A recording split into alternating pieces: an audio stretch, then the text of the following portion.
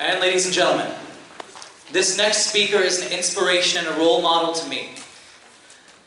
She is a state representative and her name is Charlene Fernandez. She is the Democratic whip of the Arizona House of Representatives from Legislative District 4, which means she represents this entire area right here, including Yuma County, Western Pima County, and Southwestern Maricopa County. A Yuma native, she currently serves on the House Committee of Appropriations. Thank you very much.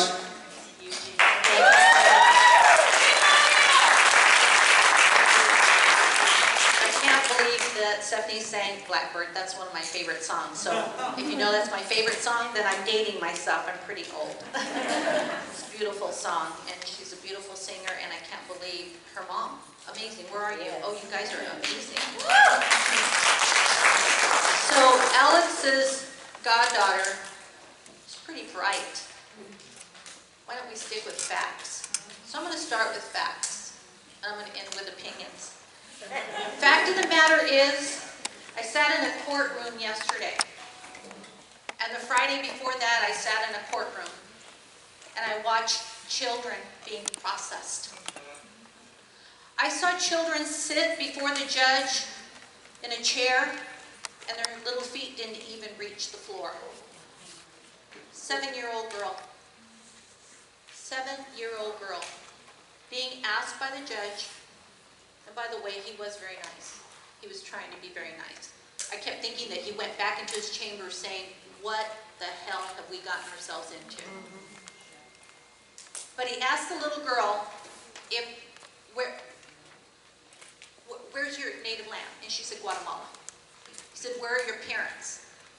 In Guatemala. Through an interpreter. He says, if you go back to Guatemala, will anyone do you any harm? She said no. 7 years old. 7 years old. What does she know about anyone doing her any harm? Well, do you want to go back and see your parents? Do you want to go back to your parents? Yes. He says, okay. Sign the papers, and he said, within 3 weeks, we'll have arranged a flight for you back to Guatemala. Next number. These kids didn't have names, by the way. They had numbers. Next one, a little boy about the same age, the same questions. And this went on and on. 5 of them, I think this was about 6 that were going to be sent back. Finally, a young man sat in the chair and asked the same questions. Will anyone do you any harm? Yes. Do you want to go back? No. And there was shock. So they immediately said that we're going to wait and deal with this one in a couple of weeks, and we'll get an attorney for you, and we will get a child advocate for you. Thank you very much, and they moved on. I wanted to stand up and cheer for this kid. I wanted to raise my fist and say, right on, because you know, your parents sent you here for a reason. You came across that desert for a reason. Someone is going to do you harm. Your mom was protecting you. Your mom may not be in Guatemala. She may be somewhere else. We don't know. But it was amazing what this young man did. And then like I said, then it went on. 5 or 6 of them will be flying back within 3 weeks. Many of them were given a court date May 2019. They were headed back to the shelter until May 2019. It absolutely broke my heart. They sat in the benches alongside of myself and a couple of my colleagues, and I noticed the look on their face. They weren't like kids with a happy look. Their eyes seemed vacant. And what was strange was they didn't talk with each other. They didn't giggle. They didn't laugh. They didn't wave. They didn't smile. They didn't cry, and that worried me a little bit because they didn't cry. Not one of them cried. Not even that 5-year-old little girl. Not even that 12-year-old girl named Charlene, like myself. She stood up, went up there, and she was one of the ones sent back to the shelter until, I don't know, May 2019, January 2019, I don't know. But those are the facts. Those are the facts because I saw it with my own eyes. I received a call from the newspaper in Phoenix and said, we just heard that there's a plan in the works to house 47,000 immigrants, and these barracks will be built on military facilities throughout the Southwest, one of them being in Yuma County. What do you think about that? Unacceptable. Not in my world. Not in my world. Not in my world. Appropriation of $233 million to build barracks for 47,000 immigrants. If Trump is talking about zero tolerance, if he says nobody else will be coming to the border, who are they going to house there? Who are they going to house there? Me. Me. You. You. You. Nosotros is right. I don't trust him anymore. And I promised my colleagues that I wouldn't say that I thought it was going to be us. I just said it was unacceptable. That we would talk to our senators, Senator McCain, Senator Flake, and make sure that $233 million is not appropriate because it's not right. This is not right. Those are the facts. Those are facts. So my opinion today is, you know, they marginalize us. They've been doing this for years. SB 1070, show me your papers. Do you belong here? If I so choose, do you belong here? They can stop me, they can stop my grandchildren, anywhere, anytime, and ask me for my papers. They marginalize us. Then they said they're going to build a wall to separate us from our neighbors. I've lived here forever. We've never needed a wall here. We barely need what we have right now. These are our neighbors. These are our friends. Read history. During World War II, these are the people that helped us. Think about the people that served in World War II. Many of our brothers and sisters that weren't citizens stood side by side with our fathers, our grandfathers, and fought for this great country. But they're trying to marginalize us. They're trying to dehumanize us. And that's the scary part. And we can't buy into it. Each and every one of us have to stop Trump. We have to stop these policies. We can't tiptoe around it anymore. Used to be, oh, you don't want to talk about politics with family and friends. Thanksgiving dinners become really, really hard time to, you know, get that liberal there and get that conservative there. We have to talk. Because this isn't about politics.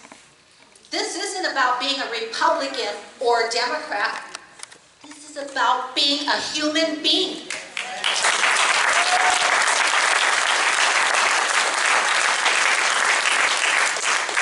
Every day I think about, I heard Martin Borchas, he said his family was farm workers. I think about the people that pick our vegetables and pick our fruit so we can eat. Every day. And I also think about the lawyers that look like me, and the doctors that are saving lives that look like me. What about them? What about our mothers that have taken care of other children, that have fed other children, that have opened our doors, that look like me? Our teachers. Our teachers that have taught kids of all colors.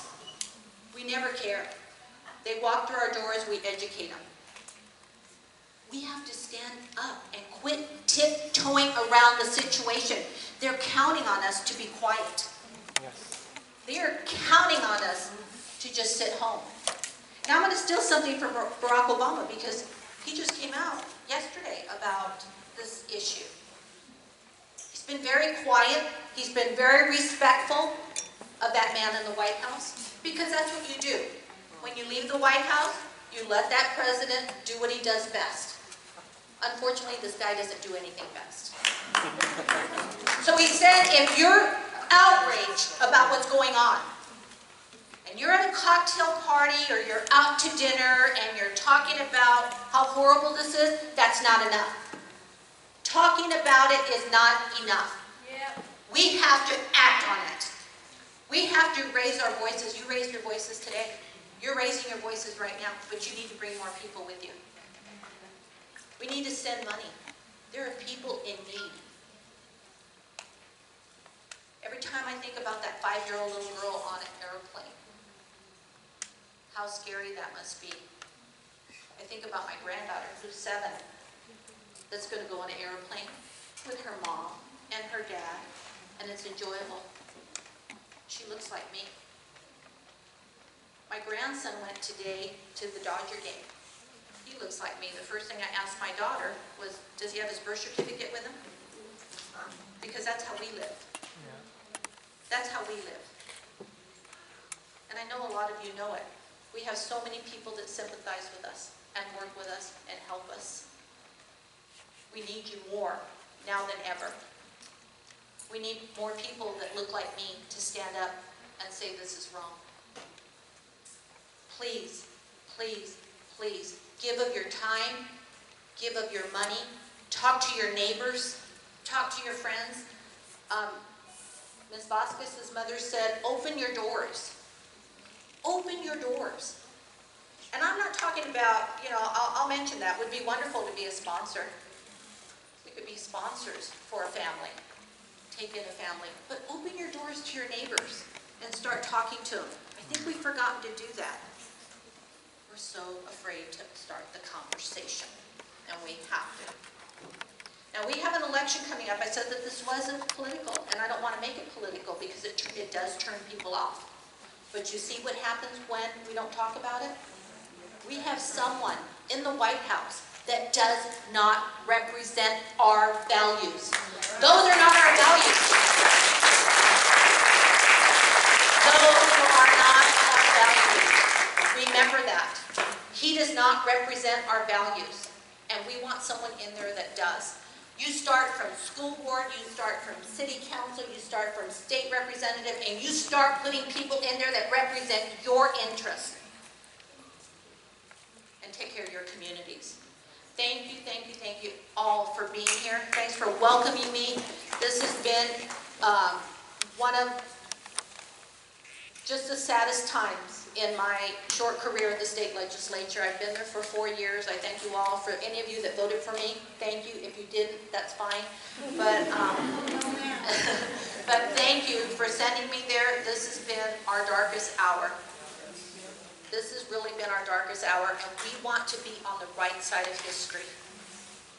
Please join me on the right side of history. Thank you so much.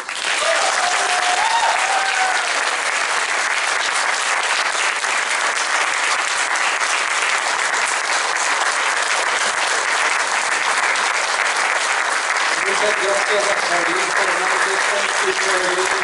That is inspirational. Along the same lines, a lady from the Yuma Refugee Ministry had to leave, but that's the place where they keep the children in our region in case they're separated from their parents here at the border. Her name is Alma Bond, and I have cards. Charlene mentioned this is some way that we can help by supporting the Yuma Refugee Ministry. If you're interested in supporting or helping or giving food, perhaps some clothes for children, call Alma at this number. I'm going to leave the cards here for you.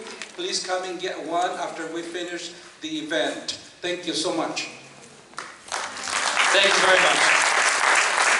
Can we give another round of